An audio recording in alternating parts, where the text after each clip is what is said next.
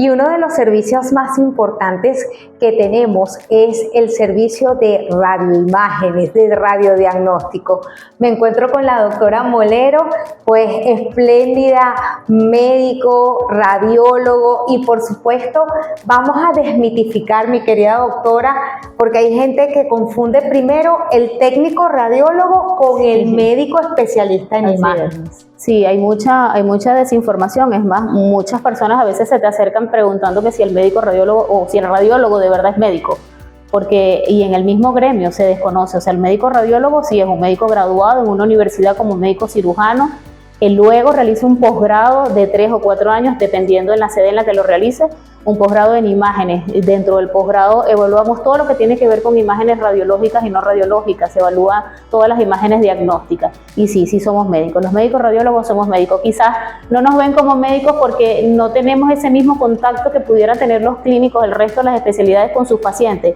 Pero los médicos radiólogos en muchas oportunidades, dependiendo del procedimiento que uno haga, uno también tiene contacto con sus pacientes, uno también toca sus pacientes, los examina, los entrevista. No es nada más estar en un cuarto oscuro detrás de unos monitores de médicos informando o viendo imágenes. No, también tenemos contacto con los médicos. Además, también acá hacer un paréntesis y decirle a todos nuestros colegas que cada vez que hagamos una referencia para cada uno de nuestros servicios de imágenes, ese médico radiólogo debe saber qué estás buscando para hacer mayor énfasis, porque muchas veces se pone en un estudio una generalidad y no lo que se está buscando. Así es, le pedimos siempre a los médicos, nosotros como médicos interconsultantes, cuando envían a sus pacientes con las órdenes médicas, especificar por qué se lo está pidiendo, porque puede existir la posibilidad de que el estudio no sea el mejor para ese paciente, y nosotros estamos en la capacidad de poder orientar al médico. Poder guiarnos en el estudio, informarlos, porque necesitamos información médica. Las imágenes pueden hablar por sí solas, pero el médico, cuando se sienta frente a los monitores médicos, no es una bola de cristal. Nosotros también necesitamos información, necesitamos tener información tipo historia clínica del paciente, antecedentes, y el paciente a veces o no lo sabe o no lo conoce, y si el médico no nos refiere, la calidad diagnóstica del estudio, por muy excelente que sea el equipo con el que estemos, la técnica con la que estemos trabajando, quizás esa sensibilidad puede bajar un poco solo por no tener información. Es importantísimo. Además, mi doctora, es una especialidad que abarca desde los 0 años, desde el recién nacido, hasta evaluar una persona muy longeva, más de 100 años que hemos tenido algunos pacientes. ¿Qué diferencia hay en tratar a ese pequeñito, ese recién nacido, quizás, por ejemplo, en mi caso, con una patología respiratoria, a esa persona tan longeva? Mira, los médicos radiólogos abarcamos todas las especialidades médicas, somos médicos interconsultantes, y como bien decías, vemos pacientes desde 0 años hasta 100 años, hombres, mujeres, todas las patologías. Abarcamos todo. De hecho, hoy en día no se puede llevar a cabo ningún procedimiento médico sin tener algún estudio imagenológico como batería de estudios preoperatorios o preevaluación o lo que sea.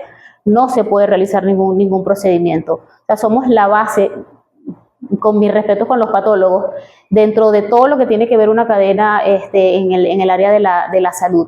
Y es bien importante porque somos seres humanos, bien niños, adultos o adultos en edad media o adultos ya mayores, con los mismos órganos, todos tenemos 2 ojos, todos tenemos 2 riñones, pero hay patologías específicas para cada edad y para cada sexo, y eso también tenemos que manejarlo nosotros, los médicos radiólogos. No es lo mismo, o hay patologías propias en la pediatría, no sé, hablar el timo, persistencia del timo, no vamos a ver eso en un adulto. O sea, por eso es importante tener toda esa información y saber que si somos seres humanos, hay patologías diferentes según la edad del sexo y la raza inclusive. Es importante, mi doctora, voy a hablar de una de mis especialidades, por ejemplo, de la neumonología. Digamos, en el pensum de estudio, a nosotros nos enseñan radiología, nos enseñan tomografía, y quizás siempre le digo a los residentes, no solicito un estudio que por lo menos no sepa interpretar, pero por supuesto tenemos que ir de la mano de ese médico radiólogo, de ese experto en imágenes, cuando queremos buscar algo más detallado, porque quizás en el pénsul nuestro son 3, 4 meses y otras personas quizás tengan más afinidad, pero ustedes son los especialistas. Sí, importante eso que acabas de mencionar. Como médicos generales no está dentro del pensum el área de radiología, no existe en el pensum. Quizás en algunas especialidades, neumonología, rayos X de tórax, pero no en todas las especialidades el pensum o la radiología forma parte del pensum. Es muy importante. Si bien como médicos neumonólogos pudieran, digamos que darle como un repaso a cualquiera de esas imágenes, llámese rayos X de tórax, tomografía de tórax, el ojo, el entrenamiento y esa curva de aprendizaje no va a ser igual que la del médico radiólogo, donde ha tenido más tiempo, ha tenido la oportunidad de poder evaluar más estudios. Y otra cosa que es bien importante, el clínico quizás ve esas imágenes desde un monitor de computadora. El médico radiólogo tiene estaciones de trabajo, son monitores de alta resolución, monitores médicos, monitores en donde la resolución es mucho más nítida, en donde podemos ver muchos más cortes, muchas más imágenes que el médico cuando recibe el estudio, que son imágenes representativas. Pueden haber en un estudio un corte tomográfico 100, 200 imágenes y a lo mejor, sí, antes porque se manejaban las placas, en las placas eran las imágenes las más representativas y eso era lo que se llevaba el clínico. No es lo mismo que nosotros en la estación de trabajo, que podemos ver las imágenes, que las podemos retroceder, que podemos utilizar algunas otras herramientas que nos permiten estos software, medir. Ustedes simplemente con las imágenes estáticas y avalándose con el informe. Y sí debe existir ese intercambio digamos que de información entre el clínico y el médico radiólogo. Siempre debe existir esa información, porque ustedes como clínico, mire, le vi algo no sé en dónde, en el pulmón, ¿qué te parece? ¿Qué diagnóstico? ¿Qué tiene? ¿Qué le podemos hacer? Porque nosotros como médicos damos opiniones. Mira, necesito una biopsia, hay que hacer otro estudio complementario, hay que hacer cualquier otro procedimiento y eso lo define o la pauta la da el médico radiólogo. Por supuesto, el médico clínico tiene que estar de acuerdo con la opinión del médico radiólogo. Además que también es muy importante, y quiero hablar de esta era de la telemedicina, mi doctora. Y de la inteligencia artificial. Correcto. O sea, si bien es cierto, nosotros podemos tener una imagen que, como decía la doctora Molero, podemos interpretar. Yo quiero aquí hacer desde mi corazón un llamado. No se hacen consultas por WhatsApp, no. Porque esas consultas, por decir alguna red social, porque pueden hacerla por todas, Internet. Pero esas consultas digitales, claro, simplemente nosotros no estamos en contacto con el paciente. En un primer inicio yo pudiese hacer un acercamiento, pero hay que evaluarlo. Es clara la triada. Lo ideal sería tener con nuestros servicios auxiliares la imagen, la química de ese paciente, es decir, ese estudio de sangre y, por supuesto, examinar al paciente. Hay especialidades médicas que quizás sí pudieran tener un poco de provecho con esto de la era digital y las interconsultas, todo vía red, psiquiatría, por ejemplo. Pero la parte clínica, o sea, el médico necesita tocar a su paciente, el médico tiene que examinar a su paciente y virtualmente no lo va a poder hacer. No digo que no sirva, sí lo podemos utilizar en la evaluación de estudios complementarios. Mira, me llegó este laboratorio, leer este tipo de estudio, pero una consulta médica como tal, digital, es muy difícil, es muy difícil. Claro, y simplemente cuando nosotros interpretamos un resultado, pudiese hacer un background que la diferencia te la va a hacer el examinar y tocar al paciente. Yo quiero que te quedes conmigo porque seguimos en este mundo tan maravilloso como es el mundo de la radiología, tomografía, ecografía e imágenes en general.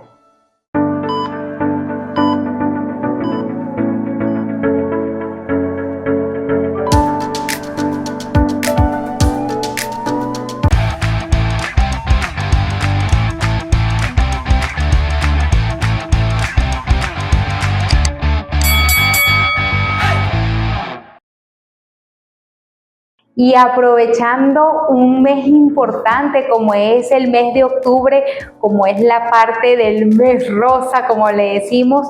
Que debería ser todo el año. Eso es verdad, doctora. Debería ser los 365 días, porque debería ser consciente. Y no es nada más pintar todo de rosado. Es todos los órganos. No olviden que la medicina preventiva tiene una base fundamental. Vayan a sus consultas, en el caso pediátrico, sus consultas de niños sanos. En el caso de adultos, no se olvide que también usted tiene que ir a las consultas, que se tienen que vacunar, se tienen que hacer sus laboratorios y, por supuesto, algo muy importante cuando hablamos de cáncer. Si usted tiene un antecedente genético, algo que acompaña a su familia, no olvide hacerse sus chequeos. Así es. Y sin tener este antecedente genético, porque puede ser el primero en la familia. Es así. Puede pasar eso. O sea, la valoración anual, el chequeo anual. Así como las mujeres vamos a la peluquería y nos hacemos las uñas todos los meses y nos pintamos y que si las mechas, que si las uñas. Tenemos que regalarnos también salud y mamografía es una vez al año. Es correcto. Y nos sale mucho más barato que tratar la enfermedad. Vamos a aprovechar de lo que estamos hablando, que es la mamografía. Ese estudio, mi doctora, ¿por qué nace y qué busca? ¿Y desde qué edad se debe hacer? Perfecto, muy buena tu pregunta. Mira, la mamografía primero es un estudio, es unos rayos X en la mama. Así como hacemos rayos X en el tórax, podemos hacer también rayos X en la mama, que busca hacer diagnóstico temprano del cáncer de mama. El cáncer de mama no se puede prevenir, pero si hacemos un diagnóstico temprano, a tiempo, cuando apenas puede medir 3 milímetros, la probabilidad de vida es mayor. O sea, tener cáncer de mama no es una sentencia de muerte. No por tener cáncer de mama te vas a morir, pero sí las repercusiones en relación a la cirugía, el tratamiento que te puedo ofrecer no es igual si hacemos un diagnóstico con un hallazgo de 3 milímetros a que si hiciéramos con un hallazgo de 3, 4 centímetros. Es importante la mamografía. En Venezuela, la pesquisa con la que cuenta para diagnosticar cáncer de mama es una pesquisa oportunista, es decir, el mismo paciente acude a los centros de manera voluntaria a realizarse sus estudios. Como base debe ser primero la mamografía. La mamografía hasta ahora es el método de pesquisa ideal. Si bien es cierto, no es un método infalible, porque los estudios de imágenes ninguno es infalible, pero es el que nos ha resultado muchísimo mejor para la detección temprana del cáncer de mama. Se comienza en Venezuela según consenso de la sociedad venezolana, porque hubo un consenso y se decía que podíamos empezar a los 35, podemos empezar a los 40, queda de parte de cada médico, si empezar a los 35 con una primera mamografía o lo que llamamos mamografía de base o comenzar a los 40 años. En lo que sí estuvieron de acuerdo, porque fue un 50 y 50, en lo que sí estuvieron de acuerdo es que empieces a los 35 o empieces a los 40, debe hacerse cada año. Religiosamente cada año. ¿Hasta cuándo? Hasta que, dependiendo también de las expectativas de vida. No es lo mismo tener una mujer encamada con comorbilidades asociadas, no va a morir de cáncer de mama. Correcto. O sea, digamos que en ese grupo varía un poco el tema de hasta cuándo me hago la mamografía. Yo soy de las que siempre le digo a los pacientes, porque es una pregunta que hace mucho, ¿y hasta cuándo me voy a hacer la mamografía? Hasta que respire. Cuando ya deje de respirar, ya hasta ahí, ya no vamos a hacer más mamografía. Pero es súper importante hacer un diagnóstico temprano. Decimos que, por ejemplo, en el tema del cáncer de mama, no están exentos los masculinos. No. En los masculinos, ¿hacemos mamografía o hacemos ecografía? En el hombre, el cáncer de mama es una enfermedad propia de la mujer. De hecho, uno de los factores de riesgo es ser mujer. Pero el hombre no está exento, porque hay patologías en el hombre donde crece la glándula mamaria y tejido mamario y puede aparecer el cáncer de mama. La diferencia entre el hombre y la mujer es que en el hombre no hacemos pesquisa. El hombre no va todos los años a hacerse una mamografía porque no tiene tejido mamario, pues su género no se lo permite. Pero ¿qué sí hacemos? Cualquier hombre con algún hallazgo palpable, o sea, que se sienta un bulto, que se sienta una masa, el estudio de base es hacer ultrasonido de mama. Dependiendo de los hallazgos que uno consigue en el ultrasonido, el médico radiólogo es quien decide si se hace o no mamografía. Pero sí se puede hacer mamografía. De hecho, no existen contraindicaciones en la mamografía, salvo pacientes pediátricos, que ahí no vamos a tener mayor información porque no hay tejido mamario. Utilizamos además un tema por el tema de las radiaciones, que si bien es cierto son seguras, no hay necesidad de hacer mamografías en los pacientes pediátricos. Pero en el hombre sí podemos hacer mamografía. No existen limitaciones para la mamografía. Incluso a las mujeres embarazadas también le podemos hacer mamografía bajo protección radiológica.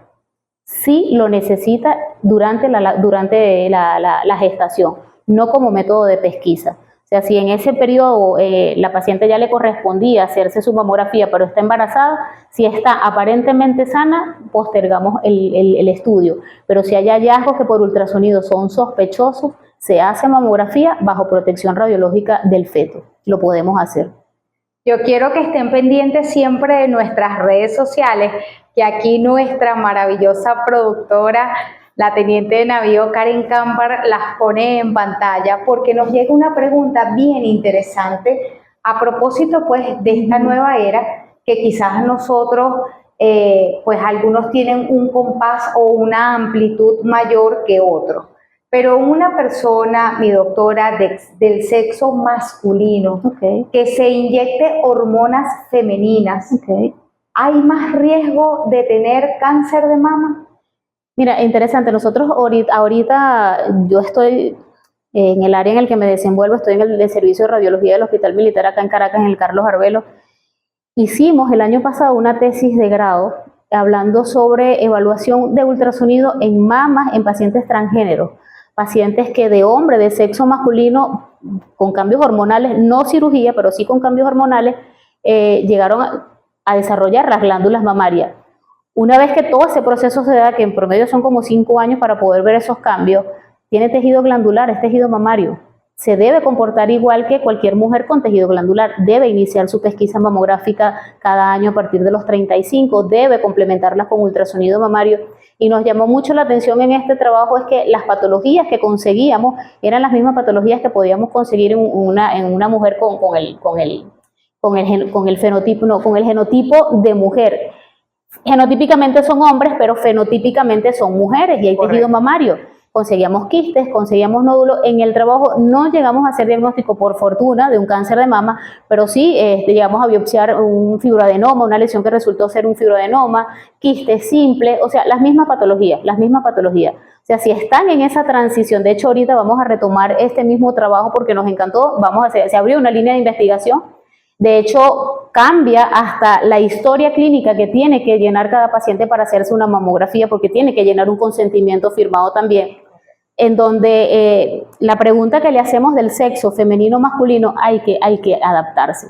Estamos viviendo en otros tiempos y tenemos que adaptarnos. La medicina no es cuadrada, la medicina tiene que adaptarse. Y sí, de igual forma, un paciente transgénero debe comenzar su chequeo una vez que esas mamas empiezan a formarse. Nosotros sabemos en el mundo pediátrico que cuando vamos a iniciar a escalar el Tanner, que es el desarrollo, por supuesto, de las mamas y de todo lo que es la parte genital, tanto en niños como en varones, niñas, es correcto, nosotros empezamos con lo que denominamos botón mamario.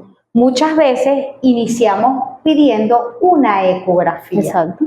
¿Cuál es la importancia de hacer una ecografía mamaria?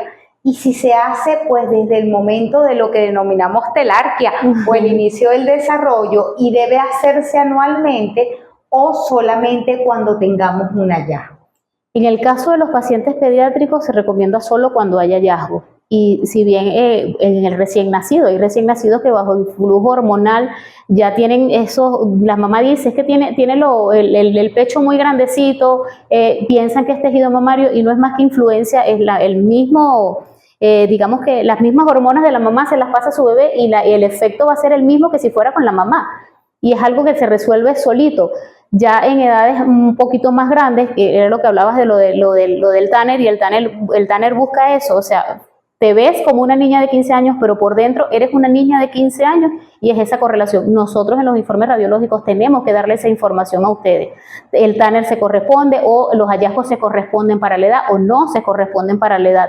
En los niños es muy frecuente el aumento del botón mamario, niñas y niños también, porque en los varones podemos conseguir la ginecomastia o lipomastia, que es algo totalmente benigno, pero a los papás les preocupan. Porque el papá lo primero que piensa, tiene una masita o un nódulo, es un cáncer. Así es. Y la incidencia de cáncer de mama en edad pediátrica, no digo que no exista, pero es el 0,01%, así lo reporta la literatura, 0,1%. O sea, es muy bajo, muy bajo. Generalmente estos aumentos de volumen en esas mamas en pacientes pediátricos pueden deberse muchas veces al desarrollo de la glándula mamaria, el botón mamario en desarrollo, grasita acumulada, nodulito, a veces dependiendo. Porque no sé ahora, tú como pediatra, tú me dirás, era muy típico las mamás, tiene el botón, apriétasela. Correcto. Y entre el botón mamario, que es algo normal, a un absceso hay una línea muy delgada. Entonces, puede ser el botón mamario, puede ser un absceso, puede ser grasa, en el hombre o en el niño puede ser tejido glandular, que es una ginecomastia, pero patologías malignas en edad pediátrica muy pocas. En niñas quizás a partir de los 15, 16 años, que por cierto tengo una biopsia de una niña de 15 años, una masa sólida, pero resultó ser un fibroadenoma. La niña va a cirugía porque el fibroadenoma es del tipo de fibroadenomas que no va a parar de crecer.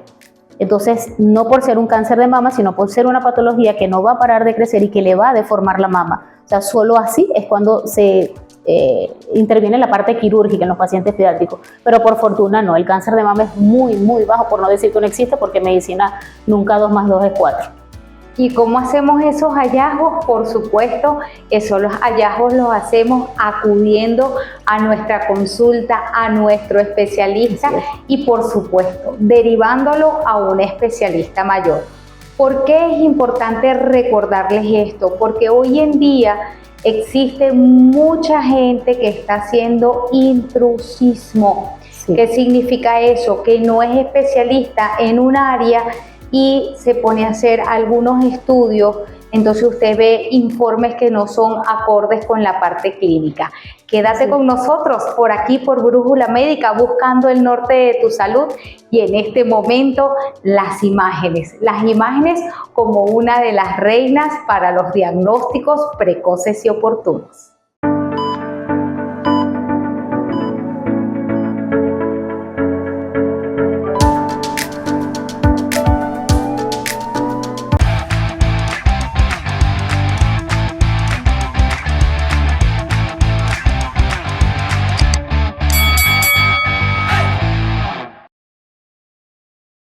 Y yo creo que retomando todo lo que hemos dicho, más los tras cámaras, de verdad que son bastante interesantes, sí. Es lo que nosotros vivimos, y de manera seria y de corazón es siempre recomendar que usted debe ir a un especialista reconocido.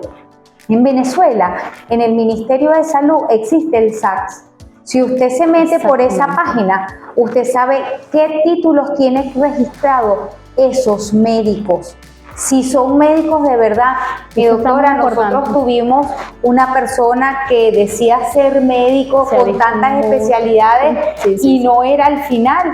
Y bueno, realmente es la vida. Estafadores. Exactamente, es la vida de usted la que usted pone en las manos de esa persona. Llámese que está desde un centro ambulatorio hasta una clínica muy reconocida. Eran médicos en clínicas, en centros privados. Así es, mi doctora. Así que atentos y alertas, porque este programa te permite que tú puedas interactuar. Estábamos hablando un poco de las ecografías.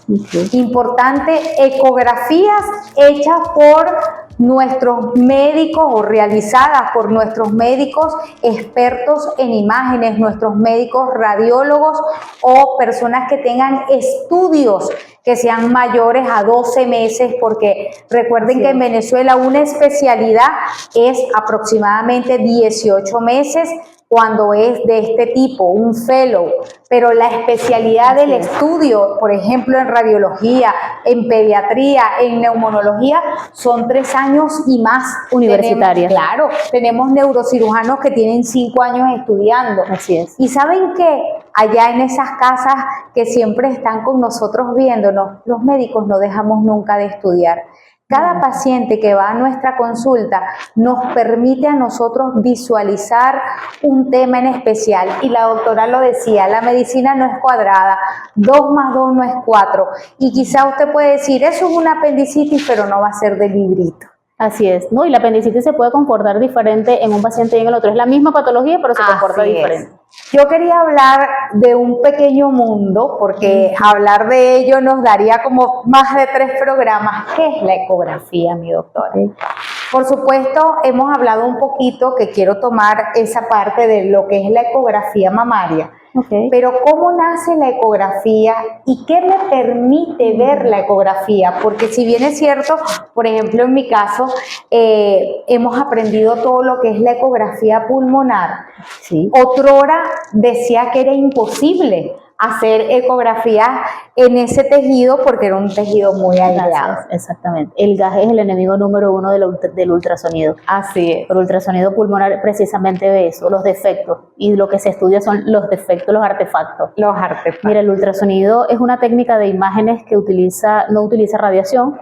Es un equipo en donde se utiliza sonido y el mismo equipo recibe sonido y nos devuelve imágenes en tiempo real. Antes, cuando comenzó esto de la era del ultrasonido, el médico radiólogo eran unos aparatos monstruosos que había que moverlo, posicionarlo, tomar una foto, esperar no sé cuántos segundos a que la imagen se presentara. Hoy en día no, tenemos hasta inalámbricos, portátiles, con carro, sin carro, tipo computadora. O sea, hay una gama inmensa con inteligencia artificial hoy en día también. Y es una herramienta muy versátil, es una herramienta que cualquier médico puede utilizar, si bien es cierto, cualquier médico puede utilizar, pero emitir un informe radiológico es propio de la radiología. Un médico ginecólogo puede tenerlo en su consulta, un neumonólogo un traumatólogo puede tenerlo en su consulta, pero no puede emitir informes porque es un informe radiológico. Es una técnica, como les decía, inocua, que lo puedo reproducir cuantas veces yo quiera, no va a tener ningún problema, no como el estudio de la mamografía, no por las radiaciones, las tomografías no por las radiaciones, en fin, pero el ultrasonido sí me lo permite. Lo otro beneficioso que tiene el ultrasonido es que lo puedo utilizar en intervencionismo, puedo hacer procedimientos ecoguiados, y eso le da, por supuesto, una mayor sensibilidad al estudio, ver desde en tiempo real dónde estoy poniendo la aguja para tomar la biopsia, estoy haciéndolo bien, en drenar abscesos también. De verdad que es una herramienta muy, muy versátil, y me choca un poquito cuando dicen que la técnica es operador dependiente. Todo lo que haga el ser humano es operador dependiente. O sea, el ultrasonido sí es operador dependiente porque lo opera un ser humano, pero es una técnica muy versátil que lo podemos utilizar sin importar la edad o el sexo. Se utiliza mucho en pacientes pediátricos. En el caso de la mama lo utilizamos casi que como complemento en casi todas las mamografías que podemos hacer. Nos va a permitir conocer si lo que estamos viendo o los hallazgos que estamos viendo son sólidos, si son líquidos, dónde está ubicado, cuánto mide, a qué profundidad está. O sea, es una herramienta que no la podemos separar de ningún otro estudio o casi de ninguna otra patología. Doctora, cuando nosotros tenemos un estudio que nos dice correlacionar con la clínica o te dice realizar, por ejemplo, tienes una ecografía, realizar mamografía, o tienes la mamografía y dice realizar ecografía. Por ejemplo, en mama, ¿cuál es la diferencia entre hacer una mamografía visualmente y una ecografía? Empezando que son técnicas diferentes: mamografía, rayos X, ultrasonido, o ecografía, ultrasonido. En mama, el deber ser es evaluar la mama con mamografía. Quizás nosotros en mamografía podemos ver una masa, pero no podemos saber la naturaleza de esa masa. Complementamos con el eco, y el eco es quien nos va a definir si esa masa es sólida o es quística, y dependiendo de eso es cómo lo vamos a manejar. Lo dejamos quieto, lo biopsiamos, lo controlamos. O sea, el ultrasonido nos va a servir para caracterizar y para hacer mediciones de los hallazgos que vemos por mamografía. No todo lo vamos a poder ver por ultrasonido. Hay hallazgos en mamografía, como por ejemplo las calcificaciones, que son como granitos de sal. Si no están asociados a un hallazgo, a una masa, no lo vamos a ver por ecografía. Y no significa que no existan, es que no las vemos por ultrasonido. Por eso la importancia de hacer primero mamografía.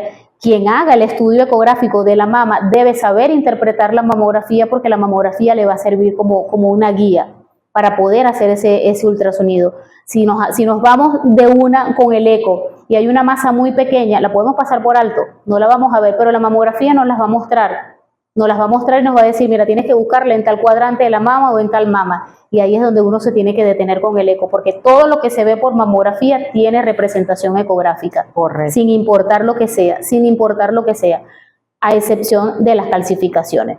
Yo creo que es el único, digamos que el único hallazgo por mamografía que no podemos ver por ultrasonido. O en mamas con mujeres densas, en mujeres con mamas densas, perdón, que hablar de densidad mamaria es hablar de cantidad de tejido mamario. Correcto. Una mamografía pierde la sensibilidad frente a una mama densa. Porque si quienes han visto una mamografía o quienes han tenido una mamografía enfrente, si lo recuerdan, el tejido glandular es blanco, se ve blanco en la mamografía, en esa rayos X se ve blanco y el cáncer también se ve blanco. Entonces complementamos esa mamografía, que no significa que esté mal, o no significa que por tener mamas densas no me voy a hacer la mamografía. Sí, hay que hacerlo, pero tengo que complementarlo, con el ultrasonido o con la hermanita, como yo digo, la mamografía, que es la tomosíntesis. Correcto. Que es algo nuevo, que es tomografía en la mama y lo hace el mismo equipo, el mismo mamógrafo. Entonces, aquí no hay desperdicio. Si tienes la mama densa, hacemos mamografía y ultrasonido y complementamos con tomosíntesis. Si eres paciente pediátrico, hacemos ultrasonido. Si eres hombre, podemos hacer mamografía, podemos hacer ultrasonido. Aquí hay para todos. La idea es, o el propósito, o el deber ser, es individualizar a cada paciente. No todos necesitan lo mismo, muy a pesar de que tengan la misma patología. Individualizarlo siempre, sin importar nada. Y además que se hace ecografía en todo, digamos, a lo extenso del organismo. Todo, el ojo, todo. La cerebral en los niños. Todo. Por eso es importante lo que decíamos al principio de las órdenes médicas. Han llegado, por ejemplo, ultrasonido de partes blandas. Hasta ahí.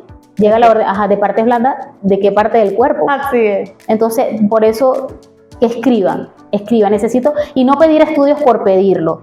Porque si yo pido un estudio es porque estoy pensando en algo y porque creo que ese estudio me va a resolver en lo que yo estoy pensando, porque necesito es tratar a mi paciente. No pidamos estudio, que le duele el estómago, le voy a pedir esto para ver qué me dice. No funciona así, si no, no nos va a ayudar.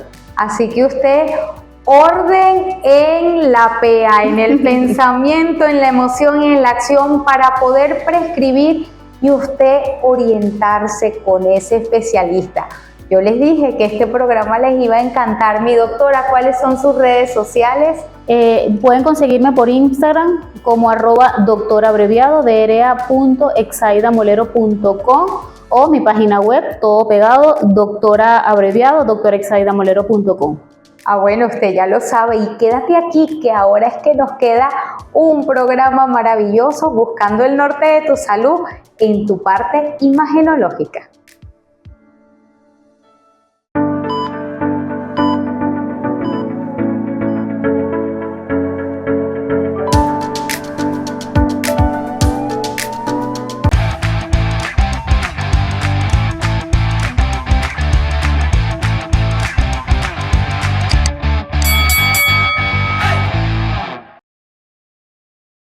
Y las imágenes son tan extensas, que creo que nos quedamos cortos con este programa. Pero quisiera decir una breboca porque después haremos algo más extenso. Doctora, ¿por qué pedir tomografía y por qué pedir resonancia? ¿Cuál es la diferencia entre una y otra y por qué pedir contrastes? La diferencia primero está en las radiaciones ionizantes. Campo magnético, radiaciones ionizantes, resonancia, tomografía. Va a depender de la patología que queramos estudiar. Si la patología tiene que ver con un órgano blando, si la patología tiene que ver con la parte musculoesquelética, vamos a preferir un estudio que otro. Ya eso, como te decía al inicio, es individualizando cada paciente. No quiero decirles ni siquiera en esta patología tal, porque los pacientes saben mejor que muchísimo más. El paciente se va a Google, te googlea, pide segundas opiniones médicas con doctor Yahoo. Entonces, no, la doctora me dijo que para tal patología mejor buscar. No, eso lo decide su médico tratante. Dependiendo de la patología, si es musculoesquelética, si es un órgano blando, si es un órgano hueco. Y en relación al contraste, eso va a depender. Si estamos pensando en masas, lo ideal es con contraste, porque son las masas las que van a captar el contraste, y si la captan, por supuesto, vamos a tener mejor visualización de esos hallazgos. Preferiblemente todo estudio debería ir acompañado, o debería ser en estudios con contraste, resonancia o tomografía. considerando o tomando en cuenta si el paciente es alérgico o no es alérgico, si lo puede o no tomar, porque hay contrastes orales o hay contrastes endovenosos, dependiendo también del tipo de patología que queramos estudiar y dependiendo del estudio en el que estemos realizando en ese momento. ¿Cómo saber? De repente nos llega la consulta y pues somos radiólogos. ¿Cómo saber si ese paciente es alérgico o no? ¿Se puede hacer una prueba? Porque te puede decir, mira, no sé. ¿Se puede hacer una prueba antes del estudio? Sí, si el paciente no lo sabe, se debe hacer una prueba. Porque si bien el paciente debe llenar un consentimiento informado en donde dice que eso puede pasar, pero el personal de salud tiene que estar preparado para lo que sea. Así es. Entonces sí se debe hacer unas pruebas, se debe hacer y eso se inyecta un poco de contraste, se visualiza y siempre cuando el paciente va a hacerse un estudio de resonancia o de tomografía y va acompañado de contraste, y eso quiero que lo sepan todos, no crean que nada más está el médico radiólogo y el técnico. No, detrás de cada estudio debe estar un anestesiólogo, debe estar la enfermera. Es un equipo multidisciplinario pendiente de ese paciente por si lo llegaran a necesitar. O incluso hay pacientes que necesitan hacerse estos estudios bajo sedación. Se necesita la presencia de un anestesiólogo que evalúe a esos pacientes por el tema de la claustrofobia, porque por mil razones, o sea, no le gusta X.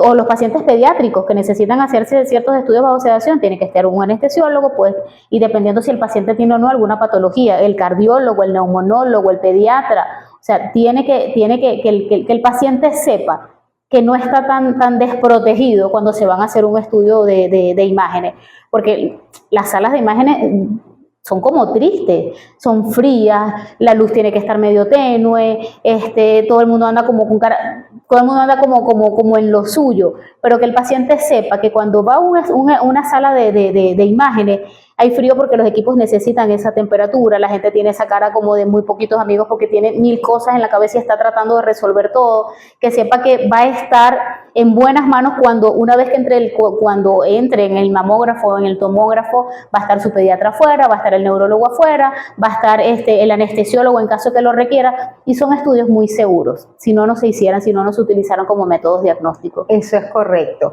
¿Qué recomendaciones, mi doctora, le podemos dar a todos los pacientes cuando tienen un requerimiento en el área de imágenes? ¿Qué tips le puede decir, por ejemplo, cuando va a hacer una tomografía de tórax? Yo creo que la mayoría de todos los países del mundo se han hecho radiologías de tórax, sobre todo ahorita que venimos del COVID, de esa era post-COVID.